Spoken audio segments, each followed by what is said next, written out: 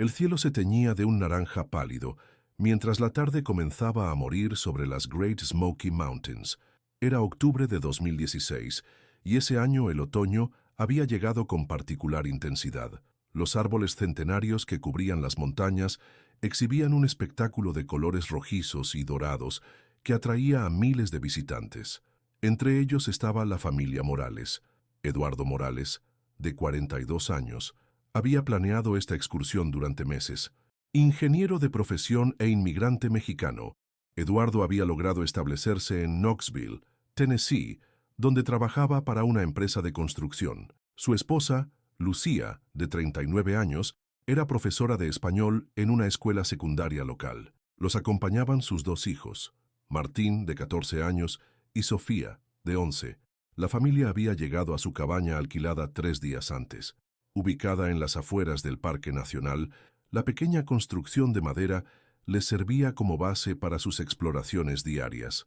Eduardo, aficionado a la fotografía de naturaleza, había documentado meticulosamente cada excursión con su cámara Canon, un regalo que se había hecho a sí mismo para este viaje especial. «Es perfecta, ¿no crees?», había dicho a Lucía esa mañana, mientras limpiaba el lente con cuidado obsesivo. 6 millas no es demasiado para los niños. Y el guardabosques me aseguró que las vistas desde Chimney Tops son increíbles. ¿Estás seguro, Eduardo? Lucía acomodaba sándwiches en la mochila mientras verificaba la pequeña lista de provisiones. El pronóstico mencionaba posibilidad de lluvia para la tarde. Serán solo unas gotas, Guy, si acaso. Y tenemos impermeables para todos. Eduardo guardó la cámara en su estuche protector. Además, ya reservé el tour en kayak para mañana. Hoy es nuestro único día disponible para hacer Chimney Tops. A las 11:42 de la mañana, la familia Morales registró su entrada en el punto de control del sendero. El guardabosques Randy Johnson los recibió con una sonrisa y les entregó un mapa detallado del área. Las nubes están bajando un poco más rápido de lo que anticipamos, les advirtió, señalando hacia el horizonte occidental, donde una masa grisácea comenzaba a acumularse. Si empieza a llover fuerte, no intenten llegar hasta la cima. El último tramo se vuelve resbaladizo y peligroso cuando está mojado. No se preocupe, respondió Eduardo mientras firmaba el registro. Somos cautelosos y tenemos suficiente agua y comida si necesitamos esperar. Johnson observó a la familia mientras se alejaban por el sendero. Los niños parecían entusiasmados, especialmente Martín, quien cargaba su propia mochila y llevaba unos binoculares colgados al cuello. Sofía saltaba entre las raíces que sobresalían del camino, mientras Lucía le recordaba constantemente que tuviera cuidado. El guardabosques notó que Eduardo tomaba fotografías casi compulsivamente, capturando cada vista, cada rincón. La familia avanzó a buen ritmo durante la primera hora. El sendero era moderadamente exigente, pero estaba bien marcado. A medida que ascendían, los árboles se volvían más densos y el aire más fresco. Eduardo consultaba frecuentemente su reloj y el mapa, asegurándose de mantener el ritmo planificado. A las 13:25, aproximadamente a mitad del recorrido, la familia se detuvo para almorzar en un pequeño claro. Desde allí, la vista del valle era espectacular. Eduardo montó su trípode y configuró la cámara para tomar una foto familiar con el temporizador. La imagen mostraría a los 4 sonrientes, con las montañas brumosas como telón de fondo. Esta sería la última fotografía confirmada de la familia Morales. Durante el almuerzo, el cielo comenzó a oscurecerse visiblemente. El aire se tornó más frío y húmedo. «Papá, ¿no deberíamos regresar?», preguntó Martín, observando las nubes que ahora ocultaban las cimas de las montañas más altas. «Estamos más cerca de la cima que del inicio», respondió Eduardo, calculando mentalmente la distancia. «Y ya hemos superado la parte más difícil. Si nos apuramos, podemos llegar arriba, tomar algunas fotos y descender antes de que la lluvia se ponga seria». A las 14:40, según los datos de rastreo GPS recuperados posteriormente del teléfono de Eduardo, la familia había recorrido aproximadamente 2/3 del sendero cuando la lluvia comenzó a caer. Al principio eran gotas esporádicas, pero en cuestión de minutos se convirtió en un aguacero persistente. Eduardo envió un mensaje de texto a un colega del trabajo a las 15:07. «Lluvia nos atrapó en el sendero. Descendiendo ahora. Retrasaré la presentación de mañana. Avisa a Peterson». Este sería el último contacto documentado de la familia con el mundo exterior. Lo que sucedió en las siguientes horas permanece en el ámbito de la especulación. La teoría más aceptada, basada en evidencia forense posterior, sugiere que la familia decidió abandonar el sendero principal buscando un atajo o un refugio contra la creciente tormenta. El área contiene numerosos senderos secundarios, algunos apenas visibles, utilizados principalmente por la fauna local o por excursionistas experimentados. A las 17:35, cuando la familia no había regresado al punto de control, el guardabosques Johnson comenzó a preocuparse. La lluvia había aumentado significativamente y la temperatura había descendido varios grados. Las condiciones de visibilidad eran pobres. Habían mencionado que regresarían antes del anochecer, explicó Johnson posteriormente en su informe. Con niños pequeños, no esperaba que se quedaran en el sendero después de las 17:00, especialmente con ese clima. A las 18:20, Johnson notificó a su supervisor sobre la familia que no había regresado. A las 19:00, con la oscuridad ya establecida y la lluvia convertida en una tormenta considerable, se activó el protocolo de búsqueda inicial. 3 guardabosques equipados con linternas y radios recorrieron el sendero principal hasta aproximadamente 1 milla más allá del punto donde se estimaba que la familia podría haber llegado. Llamaron repetidamente, pero sus voces fueron tragadas por el rugido del viento y la lluvia que golpeaba la vegetación. Esa noche, la propietaria de la cabaña alquilada, Margaret Wilson, notó que las luces de la cabaña permanecían apagadas. Pensé que tal vez habían decidido quedarse en un hotel más cerca del parque debido a la tormenta, declaró posteriormente. Tata no era inusual que los huéspedes cambiaran sus planes debido al clima, especialmente familias con niños. A la mañana siguiente, cuando la tormenta amainó, se descubrió que el vehículo de la familia, un Honda Pilot azul de 2014, seguía estacionado en el área designada cerca del inicio del sendero. Sus pertenencias permanecían intactas en la cabaña: ropa, equipaje, los juguetes de Sofía ordenados sobre la cama, el libro que Lucía estaba leyendo con un marcapáginas en el capítulo 7, el cargador del teléfono de Martín, conectado junto a su cama. Todo indicaba que la familia Morales había planeado regresar. La búsqueda oficial comenzó al amanecer del día siguiente. Para entonces, la familia llevaba casi 18 horas desaparecida en un terreno montañoso, tras una noche de lluvia intensa y temperaturas cercanas a los 5 grados centígrados. Nadie podía imaginar que pasarían 6 largos años antes de que surgiera la primera pista concreta sobre su destino. El sol apenas comenzaba a filtrarse entre las densas nubes cuando el jefe de operaciones de búsqueda y rescate, Michael Donovan, desplegó el mapa sobre el capó de su vehículo.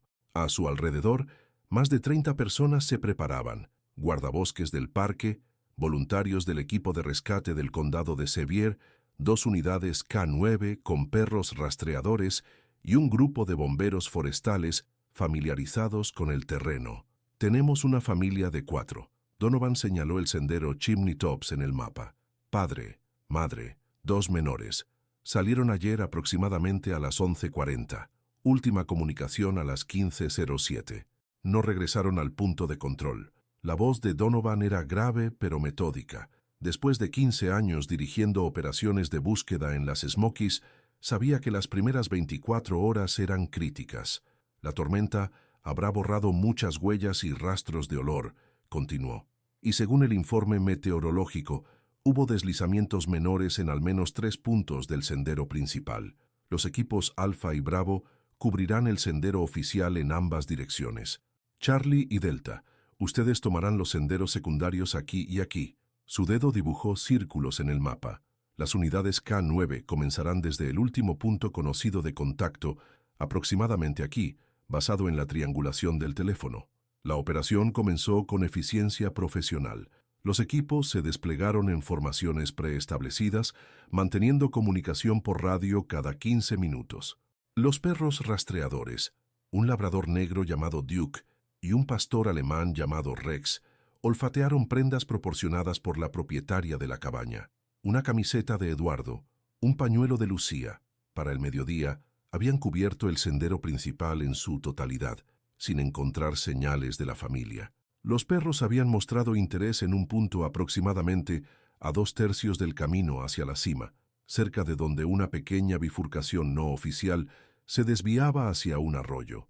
Este sendero, apenas visible entre la vegetación, no aparecía en los mapas oficiales. Es posible que intentaran buscar refugio cerca del agua, sugirió Karen Matthews, la manejadora de Duke. El perro muestra interés, pero la lluvia ha complicado el rastreo. La búsqueda se extendió en esa dirección. A media tarde, uno de los voluntarios encontró lo que parecía ser una envoltura de barra energética, del tipo que Lucía había empacado para el almuerzo. Estaba parcialmente enterrada en el barro, a unos 200 metros del sendero principal. Este hallazgo renovó las esperanzas del equipo, pero también planteó una preocupante posibilidad. La familia podría haberse desviado significativamente de las rutas establecidas. Mientras la búsqueda continuaba en el terreno, en la ciudad de Knoxville, la noticia comenzaba a circular. Los colegas de Eduardo en la empresa constructora Morrison & Associates se enteraron cuando su jefe inmediato, Thomas Peterson, recibió la llamada del Servicio de Parques Nacionales, solicitando información sobre Eduardo y su familia. Era el empleado más responsable que teníamos, comentaría Peterson después. Si Eduardo decía que estaría en algún lugar a cierta hora, podías apostar tu vida a que así sería. Cuando no apareció en la reunión de la mañana y no respondió a mis llamadas, supe que algo estaba mal, pero nunca imaginé esto. En la escuela donde Lucía enseñaba, la directora Elaine Hodges convocó una reunión de emergencia con el personal. Los estudiantes de Lucía, especialmente aquellos en sus clases avanzadas de español, quedaron devastados por la noticia. Una de sus alumnas, Jessica Kim, recordaría más tarde la esa hora. Morales siempre decía que las montañas le recordaban a su hogar en México. Decía que le daban paz. A medida que pasaban las horas, la operación de búsqueda se intensificó. Se incorporaron 2 helicópteros, uno equipado con cámaras térmicas para detectar señales de calor humano entre la densa vegetación. Para el anochecer del primer día completo de búsqueda, el área de operaciones se había expandido a casi 5 kilómetros cuadrados alrededor del sendero original. A la mañana siguiente, llegaron los familiares. Carlos Morales, el hermano mayor de Eduardo, voló desde Chicago con su esposa. Los padres de Lucía, ancianos que vivían en San Antonio, fueron traídos por su hijo menor. Se estableció un pequeño centro de operaciones para la familia en un hotel cercano, donde un oficial de enlace del parque les proporcionaba actualizaciones cada pocas horas. Mi hermano conocía estas montañas, insistió Carlos a los investigadores. Habían venido aquí 3 veranos seguidos. Eduardo no era un novato. La búsqueda continuó con intensidad durante 5 días completos. Se rastrearon arroyos, barrancos, acantilados menores. Los helicópteros sobrevolaron el área repetidamente. Más de 100 voluntarios adicionales se unieron a los esfuerzos, muchos de ellos miembros de la comunidad hispana de Knoxville que conocían a la familia. Al 6.º día, el jefe Donovan tuvo que tomar una decisión difícil. El clima empeoraba nuevamente, y mantener tantos recursos en el campo ponía en riesgo a los propios rescatistas. Pasaremos a la fase de búsqueda limitada, anunció en una reunión con los familiares. Su voz, normalmente firme, traicionaba el peso de sus palabras. Mantendremos equipos pequeños en rotación, concentrándonos en áreas de alta probabilidad. Los helicópteros continuarán cuando el clima lo permita. La noticia fue recibida con devastación por la familia.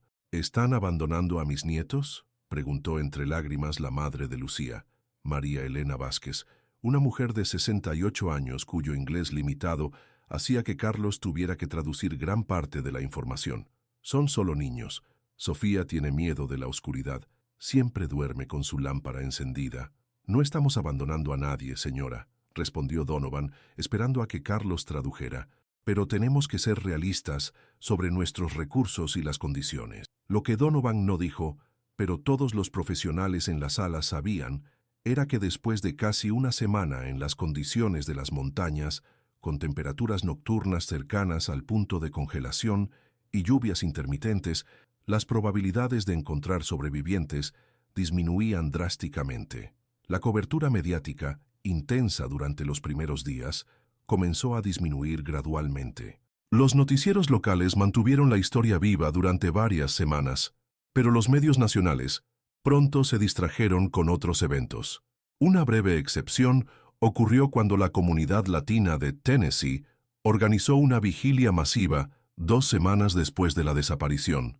Más de 500 personas se reunieron en un parque de Knoxville, sosteniendo velas y fotografías de la familia. Durante este tiempo, surgieron inevitablemente teorías alternativas. Un reportero de un tabloide sugirió que la familia podría haber desaparecido voluntariamente, citando vagamente problemas financieros que nunca fueron corroborados.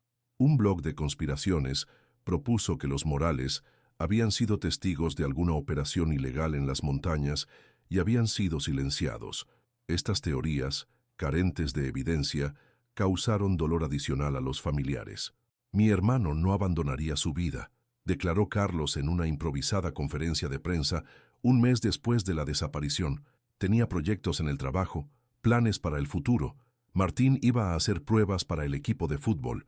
Sofía tenía su recital de piano en diciembre. Eran una familia normal, feliz, con raíces profundas en esta comunidad. A medida que las estaciones cambiaban, la búsqueda activa se redujo a verificaciones periódicas y respuestas a posibles avistamientos o pistas, que invariablemente conducían a callejones sin salida. Los oficiales revisaban regularmente refugios para excursionistas y cuevas conocidas en un radio cada vez mayor.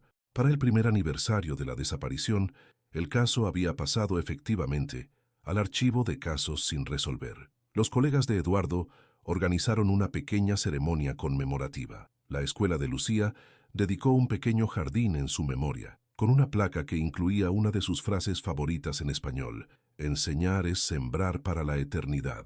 Los años subsiguientes trajeron cambios inevitables. Carlos y su esposa adoptaron legalmente a Jasper, el perro labrador de la familia Morales, que había quedado al cuidado de un vecino. Los padres de Lucía regresaron a San Antonio, donde asistían semanalmente a misas por el descanso de su hija y nietos. La cabaña donde la familia se había hospedado fue vendida a nuevos propietarios, quienes desconocían su historia hasta que un vecino les comentó sobre la familia que desapareció. En el 5º aniversario, el interés público resurgió brevemente cuando un podcast de crímenes sin resolver dedicó 3 episodios al caso. Los creadores del podcast entrevistaron a guardabosques, investigadores y familiares, analizando meticulosamente cada detalle conocido. Aunque generó nuevas rondas de búsquedas por parte de entusiastas aficionados, no produjo avances significativos. Para entonces, muchos habían aceptado que probablemente nunca sabrían qué había sucedido exactamente a la familia Morales.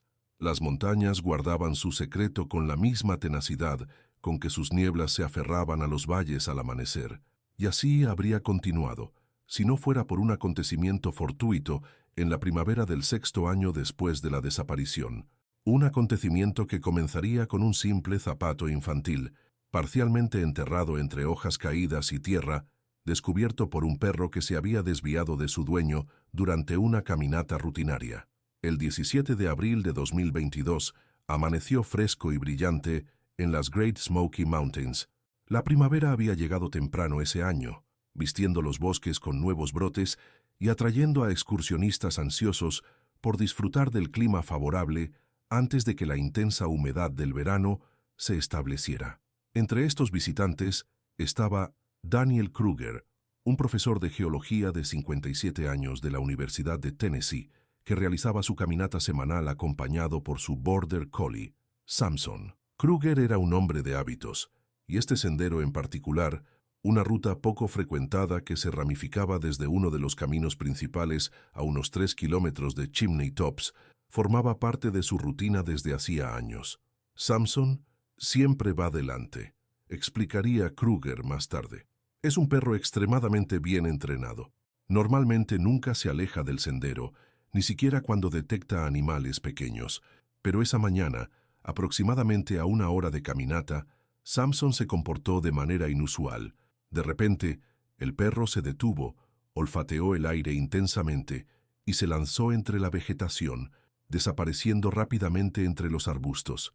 Samson, Kruger llamó repetidamente, desconcertado por la repentina desobediencia. Después de varios minutos sin respuesta, el profesor comenzó a preocuparse y siguió la dirección general en la que había visto desaparecer a su mascota.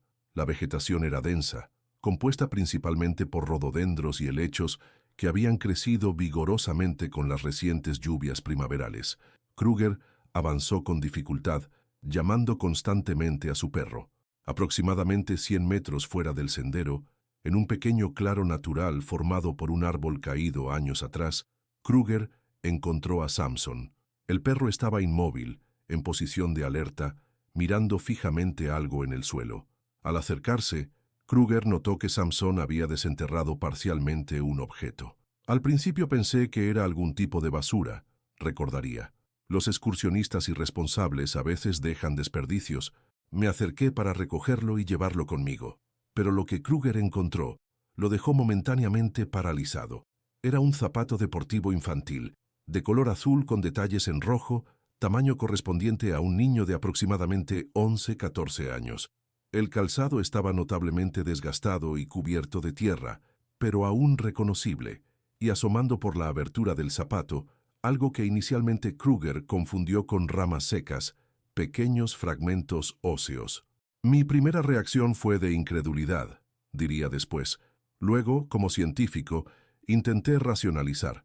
Podría ser de algún animal pequeño que hubiera buscado refugio en el zapato abandonado, pero en el fondo, creo que supe inmediatamente. Con manos temblorosas, Kruger sacó su teléfono para verificar si tenía señal.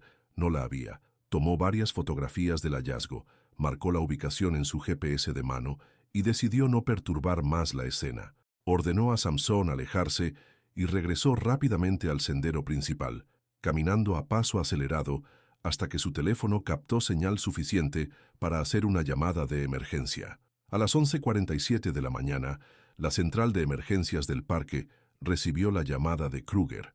La operadora, reconociendo la potencial importancia del hallazgo, inmediatamente contactó a los guardabosques de servicio.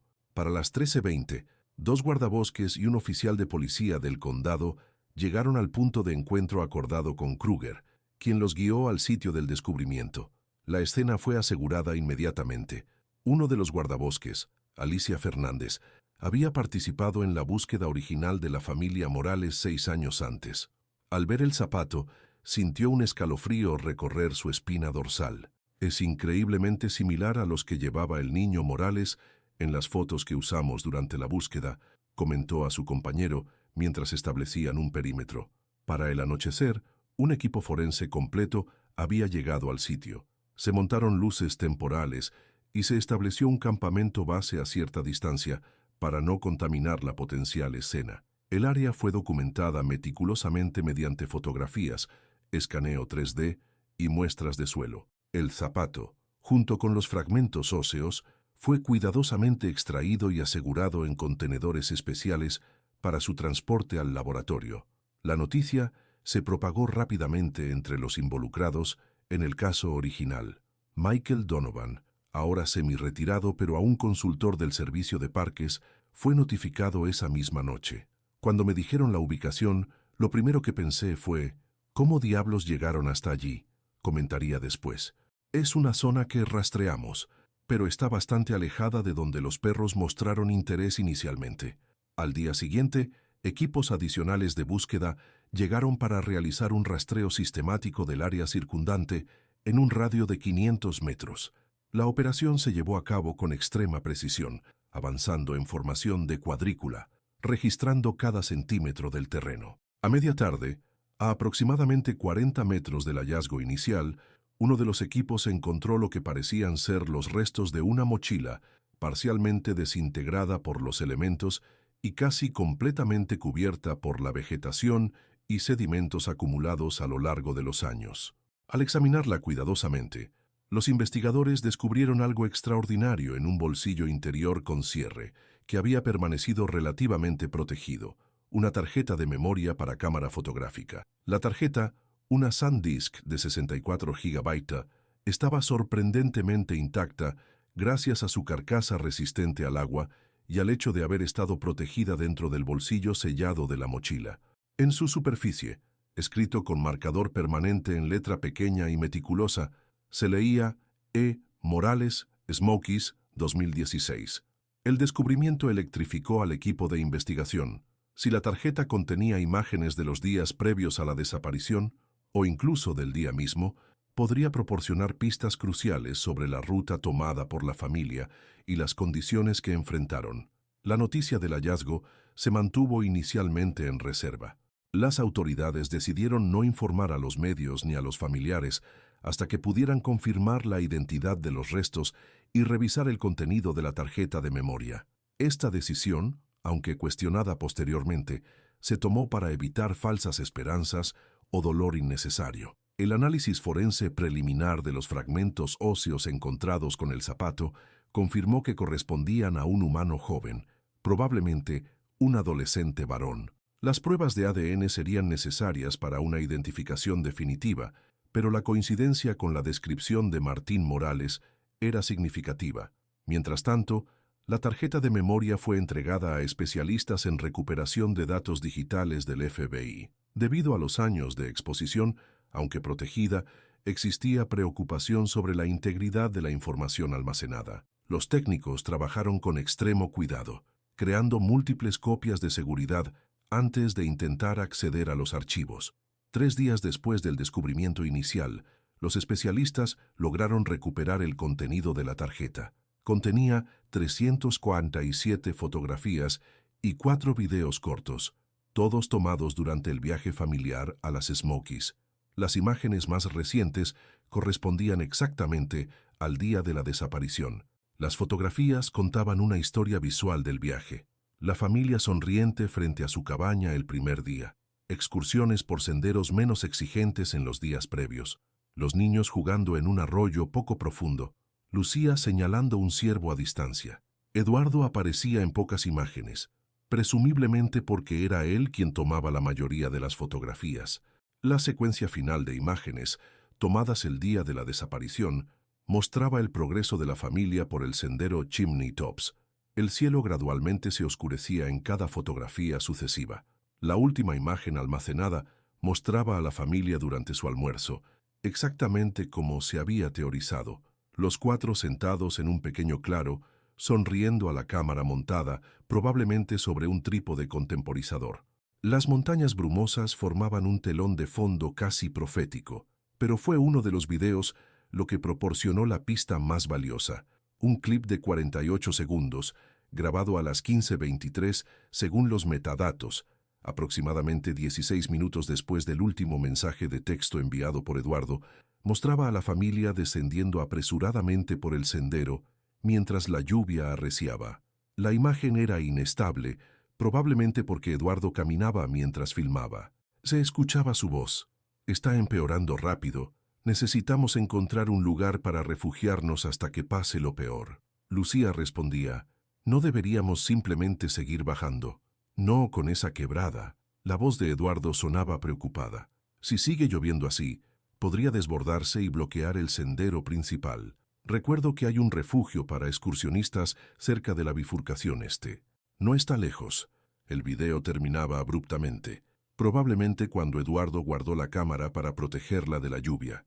Esta breve conversación proporcionó una revelación crucial. La familia había decidido deliberadamente desviarse del sendero principal, buscando refugio en una estructura que Eduardo creía conocer.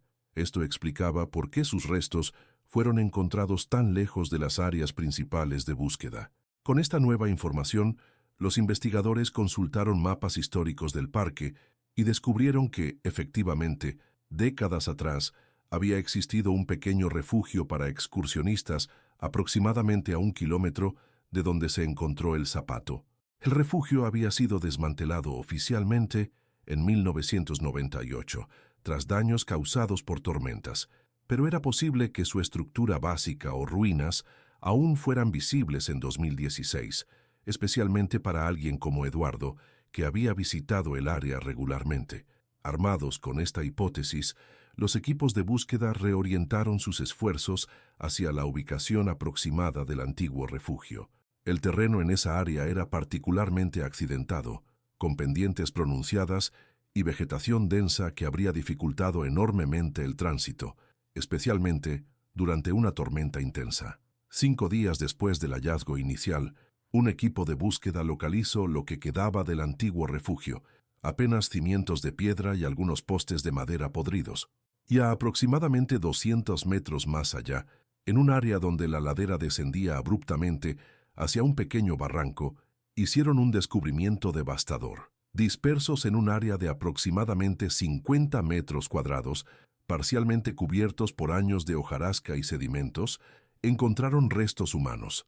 Serían necesarias semanas de cuidadosa excavación y análisis forense para recuperar todo lo que quedaba. Los huesos estaban fragmentados y dispersos, probablemente debido a la acción de animales carroñeros y los efectos de múltiples temporadas de clima extremo. Entre los restos, los investigadores encontraron jirones de lo que parecía ser ropa, un reloj de pulsera detenido a las 19:42, una pulsera de cuentas coloridas que la maestra de Sofía reconocería más tarde como un regalo que la niña había hecho en clase de arte, y el hallazgo más significativo, una cámara Canon severamente dañada. La cámara estaba prácticamente destruida por la exposición a los elementos, su carcasa agrietada y sus componentes electrónicos irremediablemente dañados por la humedad. Sin embargo, en una extraordinaria coincidencia del destino, la funda protectora en la que Eduardo guardaba la cámara había preservado parcialmente algo en su bolsillo interior, un pequeño cuaderno de notas impermeable que Eduardo aparentemente usaba para planificar sus fotografías. Las últimas páginas escritas del cuaderno contenían lo que parecía ser un mensaje desesperado, escrito con una letra cada vez más temblorosa y difícil de descifrar. 4:42, día atrapados. Lluvia no cesa. Lucía tiene fiebre alta. Intenté bajar para buscar ayuda, pero el barranco está inundado, sin señal en el teléfono. Martín y Sofía asustados pero fuertes. Si alguien encuentra esto, estamos en ruinas de refugio antiguo, 1 kilómetro aprox, al este de bifurcación, Chimney. Necesitamos médico urgente para Lucía. Agua potable casi agotada. Por favor, ayuda. Dios nos proteja. E.M.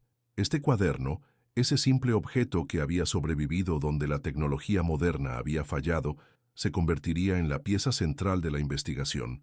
No solo confirmaba la identidad de los restos, sino que proporcionaba un atisbo desgarrador de los últimos días de la familia Morales. 5 días después del descubrimiento del cuaderno, cuando los investigadores estaban razonablemente seguros de haber recuperado todos los restos humanos del área, se tomó la difícil decisión de contactar a la familia. Carlos Morales, quien aún vivía en Chicago pero había mantenido contacto regular con las autoridades, recibió una llamada solicitando su presencia en Tennessee. Cuando recibí esa llamada, supe inmediatamente, relataría Carlos posteriormente en una entrevista. No tuvieron que decirme que habían encontrado algo, lo sentí.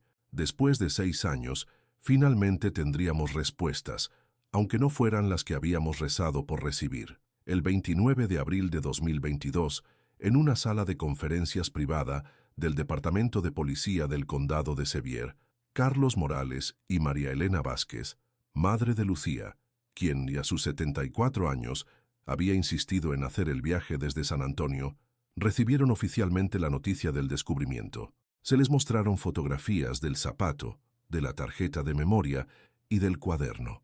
Carlos identificó inmediatamente la letra de su hermano. María Elena, al ver las fotografías recuperadas de la tarjeta, particularmente la última imagen familiar durante el almuerzo, rompió en llanto inconsolable. «Mi Lucía», repetía entre sollozos. «Mi Sofía, mi pequeño Martín». Fue Carlos quien, en medio del dolor, hizo la pregunta que todos los presentes temían. ¿Sufrieron? El médico forense, quien había participado en el análisis preliminar, respondió con la mayor delicadeza posible.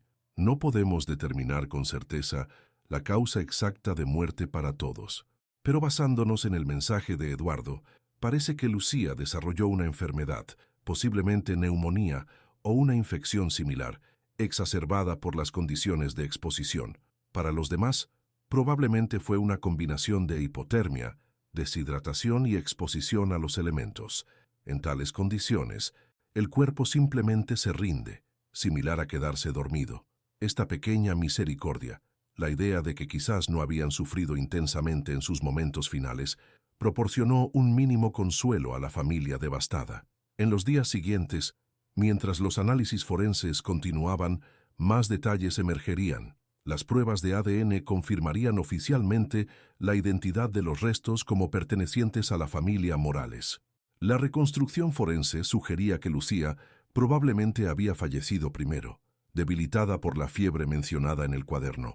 Los niños habrían sucumbido después, y Eduardo, aparentemente el último en morir, habría continuado escribiendo en su cuaderno hasta que sus fuerzas se agotaron. El hallazgo del zapato con los fragmentos óseos, el objeto que había iniciado toda la investigación, resultó ser particularmente significativo. Los análisis determinaron que pertenecía a Martín, y los investigadores teorizaron que el joven podría haber intentado aventurarse más allá del refugio en algún momento, quizás buscando ayuda o agua potable, solo para sufrir algún tipo de accidente o simplemente sucumbir al agotamiento lejos del resto de su familia. La comunidad de Knoxville, que nunca había olvidado completamente a la familia, reaccionó con un renovado sentido de dolor colectivo. La escuela donde Lucía había enseñado organizó una ceremonia conmemorativa. La empresa donde trabajaba Eduardo estableció una beca anual en su nombre para estudiantes hispanos de ingeniería.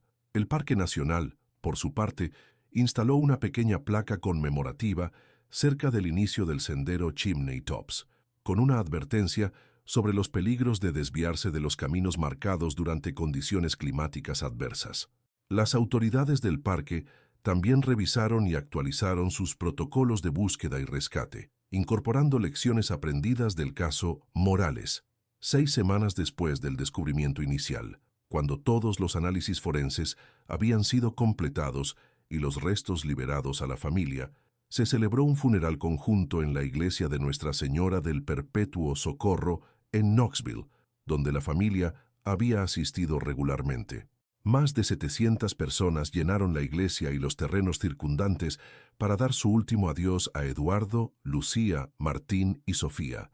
Durante la ceremonia, Daniel Kruger, el profesor cuyo perro había realizado el descubrimiento inicial, se sentó silenciosamente en uno de los últimos bancos. Nunca había conocido a la familia Morales en vida, pero sentía una conexión profunda con ellos ahora. Sobre su regazo descansaba una fotografía enmarcada, una copia de la última imagen familiar recuperada de la tarjeta de memoria que planeaba entregar a Carlos después del servicio. El objeto que había iniciado todo, un pequeño zapato azul y rojo, desgastado por el tiempo y los elementos, permanecía guardado en evidencia. Eventualmente, sería entregado a la familia junto con todos los efectos personales recuperados: la cámara dañada, el reloj detenido, la pulsera de cuentas y, lo más importante, el cuaderno con las últimas palabras de Eduardo. Ese cuaderno, con sus páginas manchadas y su escritura cada vez más desesperada, se convertiría en un vínculo tangible con los últimos días de la familia. Un objeto que, después de 6 años de silencio, finalmente les había permitido contar su historia. El sol de agosto calentaba las losas de mármol del cementerio St. Mary's en Knoxville, donde 4 lápidas idénticas, colocadas en línea perfecta, marcaban los lugares de descanso final de la familia Morales.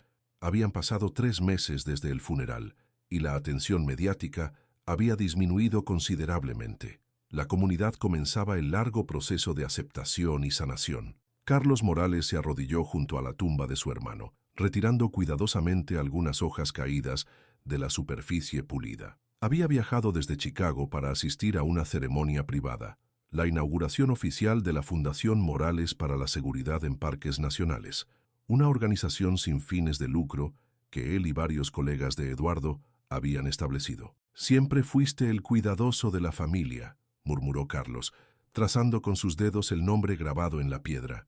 «El que planificaba todo. ¿Quién hubiera pensado que...?» Dejó la frase incompleta, sacudiendo la cabeza. Después de depositar pequeños ramos de flores en cada tumba, regresó a su auto y condujo hacia las oficinas de la policía del condado. Tenía una cita programada con la detective Amanda Reynolds, quien había coordinado la investigación después del descubrimiento inicial. Reynolds lo recibió en la entrada, una mujer de unos 40 años, con una expresión naturalmente compasiva que contrastaba con su eficiencia profesional. «Señor Morales, gracias por venir. Tengo algunas actualizaciones que quisiera compartir personalmente». Lo condujo a una pequeña sala de conferencias donde Michael Donovan, el ex jefe de búsqueda y rescate, ahora completamente retirado, los esperaba. También presente estaba Robert Chen, un hidrólogo del Servicio Geológico de Estados Unidos que había sido consultado recientemente para el caso. Hemos estado reexaminando todos los elementos del caso, comenzó Reynolds, particularmente a la luz de los datos meteorológicos históricos que el Dr. Chen ha analizado. Creemos que finalmente podemos reconstruir con bastante precisión lo que sucedió a su familia. Chen desplegó varios mapas y gráficos sobre la mesa. Señor Morales, lo que su hermano y su familia experimentaron fue un evento meteorológico extraordinario, incluso para las Smokies, que son conocidas por sus cambios climáticos repentinos. El científico señaló un mapa topográfico detallado. La tormenta que comenzó como una simple lluvia el día de su desaparición se intensificó dramáticamente durante la noche. Nuestros datos indican que fue un fenómeno conocido como efecto chimenea, un patrón específico de vientos y elevación que atrapó la humedad en ese valle particular, creando precipitaciones localizadas extremadamente intensas. ¿Está diciendo que fue solo mala suerte?, preguntó Carlos, su voz tensa. En parte, respondió Donovan, interviniendo, pero también hubo otros factores. Revisamos el cuaderno de su hermano con expertos en análisis de escritura. Las notas detalladas que Eduardo tomaba sobre el parque en visitas anteriores indican que había visto el refugio antiguo en un viaje previo, probablemente el verano anterior. Estaba marcado en mapas más antiguos que él podría haber consultado, pero había sido oficialmente clausurado años antes. Reynolds tomó el relevo. Basándonos en el video recuperado y las condiciones meteorológicas documentadas, creemos que su hermano tomó una decisión que parecía racional en ese momento: buscar refugio en una estructura que recordaba, en lugar de arriesgarse a descender por un sendero que podría inundarse. El problema, continuó Chen, fue que la tormenta desencadenó varios deslizamientos de tierra menores. Nuestro análisis del terreno confirma que hubo al menos 3 deslizamientos significativos esa noche, incluyendo uno que efectivamente bloqueó la ruta que habría llevado de vuelta al sendero principal. Donovan desplegó otra serie de mapas, estos marcados con líneas rojas que indicaban los deslizamientos. Quedaron atrapados, Carlos, no por una decisión imprudente, sino por una extraordinaria serie de eventos climatológicos y geológicos. El refugio que Eduardo recordaba ya no era la estructura segura que había sido años atrás, pero les proporcionó cierta protección inicialmente. ¿Por qué no los encontramos? La pregunta que había atormentado a Carlos durante 6 años finalmente salió. ¿Cómo pudimos buscar durante semanas y no encontrarlos? Los 3 profesionales intercambiaron miradas, y fue Reynolds quien finalmente respondió. Hemos reconstruido las áreas de búsqueda originales.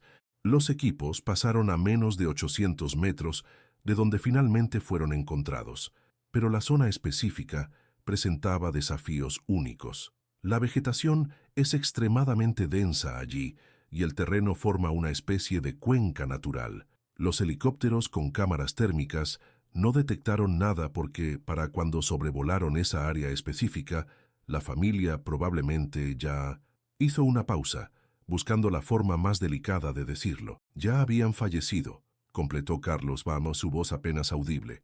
Sí, confirmó Donovan. Las cámaras térmicas solo detectan calor corporal, y los perros rastreadores mostraron interés en la dirección general, pero fueron desviados por los arroyos y el terreno accidentado. El agua dificulta enormemente el rastreo de olores. Reynolds colocó sobre la mesa una carpeta. Hay algo más que quiero mostrarle. Después de descubrir el cuaderno, solicitamos un análisis especializado de las páginas. Usando técnicas avanzadas de imagen, pudimos revelar escritura adicional que era invisible a simple vista. Marcas que quedaron impresas en las páginas subyacentes. Abrió la carpeta y extrajo varias fotografías ampliadas de lo que parecían ser impresiones fantasmales de escritura. Son fragmentarios, pero hemos podido reconstruir algunos pasajes adicionales que Eduardo escribió en páginas que se perdieron o se degradaron completamente. Carlos tomó las fotografías con manos temblorosas, leyendo las transcripciones mecanografiadas que las acompañaban. Sofía duerme ahora, canta para mantener el ánimo de Martín. Tan valiente nuestra pequeña. Segundo intento de bajar al valle. Imposible. Agua demasiado fuerte. Lucía empeora. Fiebre no baja. Escuchamos helicóptero hoy. Gritamos. Usamos espejo de Lucía para reflejar sol. No nos vieron. Martín lloró después. Y finalmente, en lo que parecía ser la última entrada, mi Lucía se fue esta mañana. Los niños están desconsolados. Les dije que mamá está descansando, sin comida desde ayer. Agua de lluvia solamente. Martín salió a buscar ayuda hace horas. Debería haber regresado ya. Voy a buscarlo cuando Sofía se duerma. Dios, por favor, que alguien encuentre a mis hijos. Carlos no pudo contener las lágrimas. Estos fragmentos, estas últimas palabras de su hermano, pintaban un cuadro desgarrador de sus últimos días. La lucha, la esperanza inicial, el deterioro gradual, los intentos desesperados por sobrevivir, por proteger a los niños hasta el final. «Hay algo más», dijo Reynolds suavemente, después de darle unos momentos. Los análisis forenses detallados de los restos revelaron algo que confirma estas notas. Eduardo tenía fracturas en la tibia y el peroné, la pierna izquierda. La naturaleza de las fracturas sugiere que ocurrieron mientras estaba vivo, probablemente durante uno de esos intentos por buscar ayuda que menciona en sus notas. Habría tenido dificultades extremas para moverse después de eso, y aún así siguió intentando, murmuró Carlos. Sí, confirmó Donovan. Aún hay evidencia de que improvisó una especie de férula usando ramas y tiras de su propia ropa. Su hermano era un hombre extraordinariamente resiliente. Carlos. Chen, quien había permanecido en silencio durante este intercambio, añadió: el análisis del terreno muestra que habría sido prácticamente imposible para ellos salir de esa área una vez que los deslizamientos ocurrieron. La pendiente era demasiado pronunciada en una dirección, y el arroyo, que normalmente es pequeño, se había convertido en un torrente peligroso en la otra. Reynolds reunió cuidadosamente los documentos. Queremos que sepa, señor Morales, que su hermano hizo todo humanamente posible por salvar a su familia. Las decisiones que tomó tenían sentido con la información que tenía disponible. Nadie habría podido predecir la intensidad de esa tormenta o sus efectos específicos en ese terreno. Carlos asintió lentamente, absorbiendo todo. ¿Por qué me muestran esto ahora? Porque creemos que usted merece saber la verdad completa, respondió Donovan. Pues y porque las lecciones aprendidas de este caso ya están implementándose en nuevos protocolos de seguridad y búsqueda. La fundación que usted está estableciendo, añadió Reynolds, podría ser instrumental en ayudar a prevenir tragedias similares. Estamos preparando un informe completo que incluye recomendaciones específicas, mejores mapas que muestren claramente estructuras abandonadas, sistemas de alerta temprana para condiciones meteorológicas extremas, tecnología mejorada para excursionistas. Carlos los miró a cada uno. Mi hermano era meticuloso con la seguridad. Siempre verificaba todo 3 veces. Si esto pudo pasarle a él, puede pasarle a cualquiera, completó Donovan. Es por eso que su trabajo con la fundación es tan importante. Esa tarde, después de la reunión, Carlos condujo hasta las Great Smoky Mountains, no hasta el sitio exacto donde su familia había sido encontrada. Ese lugar permanecería siempre demasiado doloroso para visitarlo, sino hasta un mirador cercano al inicio del sendero Chimney Tops.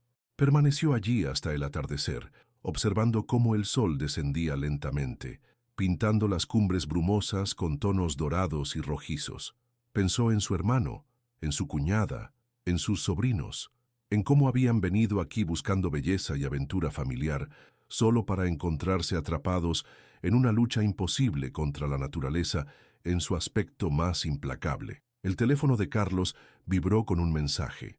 Era de Daniel Kruger, el profesor cuyo perro había encontrado el zapato. Los 2 hombres habían desarrollado una amistad improbable en los meses transcurridos. El mensaje contenía una foto: Kruger y su esposa, de pie frente a un aula llena de estudiantes. Un letrero en la pared decía: Seminario de Seguridad en Excursiones, en memoria de la familia Morales. Debajo de la foto, un simple texto: primera sesión completa. 7 estudiantes ahora mejor preparados para las montañas. Carlos sonrió a través de las lágrimas. El dolor nunca desaparecería completamente, pero había un propósito emergiendo de la tragedia. Las lecciones aprendidas de los últimos días de su hermano potencialmente salvarían otras vidas.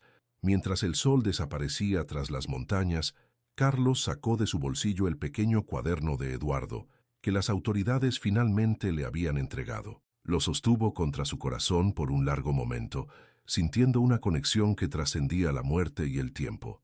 «Te encontramos, hermano», susurró a las montañas que se oscurecían. «Tal vez tarde, pero te encontramos, y tu historia ayudará a otros a encontrar su camino a casa». En los años siguientes, el caso de la familia Morales se convertiría en un estudio fundamental para profesionales de búsqueda y rescate en todo el país. El pequeño zapato azul y rojo de Martín, preservado ahora en una vitrina en la sede de la Fundación Morales, se transformó en un símbolo poderoso de los peligros ocultos en incluso las excursiones aparentemente seguras y de la importancia de la preparación adecuada. Las Great Smoky Mountains, con su belleza imponente y sus ocasionales peligros, continúan atrayendo a millones de visitantes cada año. Pero ahora, en cada punto de entrada principal, junto a los mapas y advertencias habituales, hay un pequeño cartel con la fotografía de una familia sonriente: Eduardo, Lucía, Martín y Sofía Morales, y un simple mensaje: la naturaleza es maravillosa, pero impredecible. Manténgase en los senderos marcados, informe siempre su ruta, respete las advertencias climáticas, regrese a casa a salvo con sus historias. Y para aquellos que conocen la historia completa, hay un mensaje implícito más profundo. Incluso en la tragedia más oscura, la verdad eventualmente encuentra su camino a la luz. A veces, todo lo que se necesita es un objeto aparentemente insignificante: un zapato infantil, una tarjeta de memoria, un cuaderno desgastado, para comenzar a desentrañar el misterio y traer, si no consuelo completo, al menos comprensión y cierre a aquellos que quedaron atrás. La historia de la familia Morales, ahora completamente revelada, sirve como un recordatorio permanente de la fragilidad de la vida, la ferocidad de la naturaleza y el poder perdurable del amor familiar, un amor que persistió hasta el último aliento, mientras Eduardo luchaba desesperadamente por proteger a su familia contra fuerzas que al final resultaron insuperables. Un amor que, de alguna manera, perduró a través de 6 años de silencio, hasta que un pequeño zapato azul y rojo emergió de entre las hojas caídas para comenzar a contar su historia.